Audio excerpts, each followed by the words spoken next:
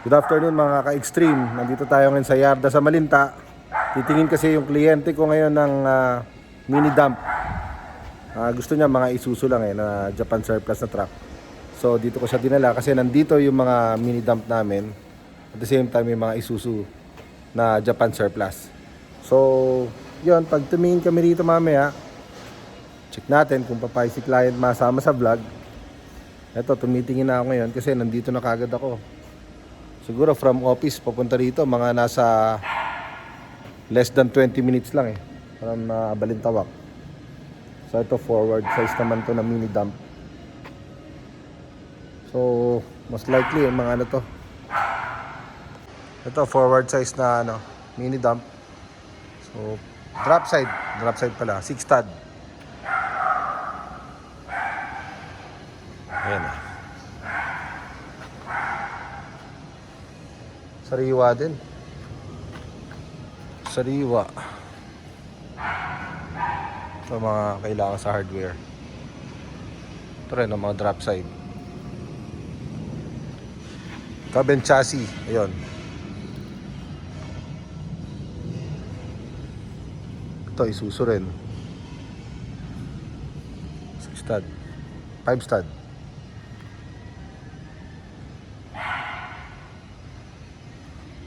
Haba nito siguro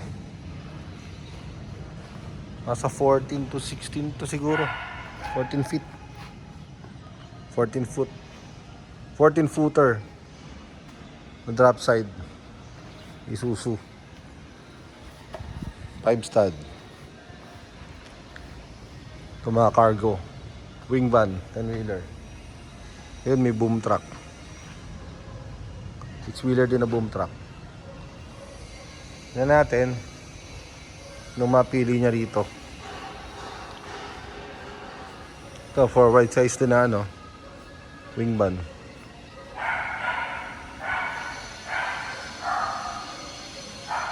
Ang gusto kasi ni client at least mga 3 cubic. Meron daw siyang kaibigan na meron government project na gusto siyang makapagpasok ng truck doon. So ayaw raw nila ng China trucks. So better daw yung Japan surplus. So dito ko siya dinala. Pag sa may kawayan ko naman siya dinala, meron din naman kami mga Japan surplus doon. Pero marami na rin brand new na China trucks. So dito, nandito talaga yung mga surplus namin. Damihan.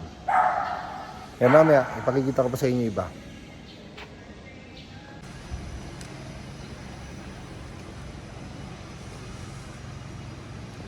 Ito mga Isuzu Giga naman na wing van, 10-wheeler.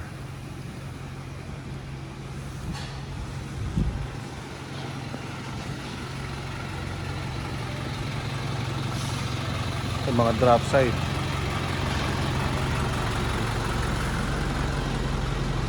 Tractor head Isuzu 6-wheeler.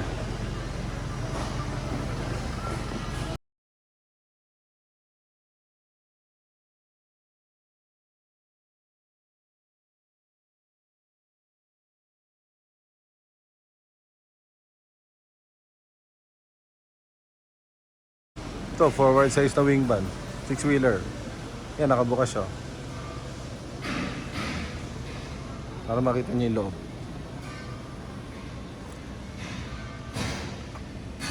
Yan, ganyan kalaki yung loob niya. Hindi nakita akong ganyan dati, ginagawa nilang tindahan Parang grocery style. Papark lang sa isang lugar. Kompleto na, may bigas, may mga delata.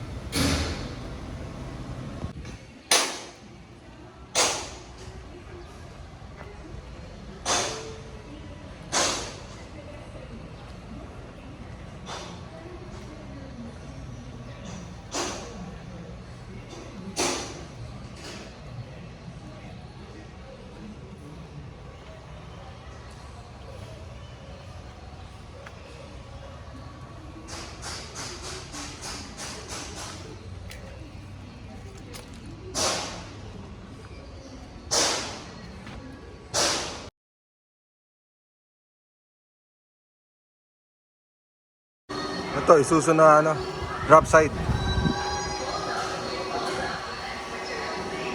16 footer, 5 stud. For HF1 ang makina nito. Yan, 16 footer yan, mahaba. Na-retouch na rin to, oh. Linis na. Wala pa siguro may-ari nito.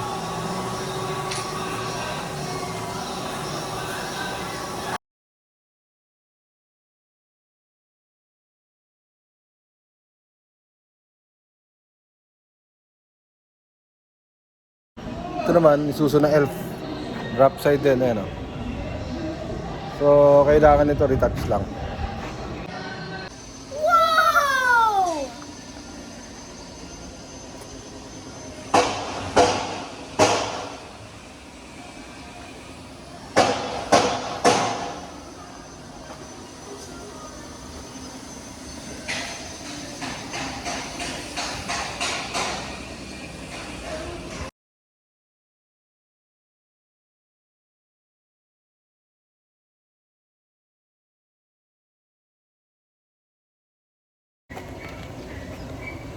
Ito, makinis na to.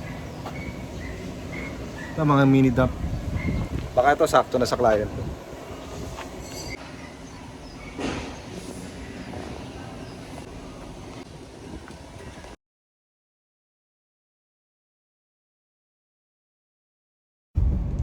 Ay mga ka-tracker, dito ulit ako.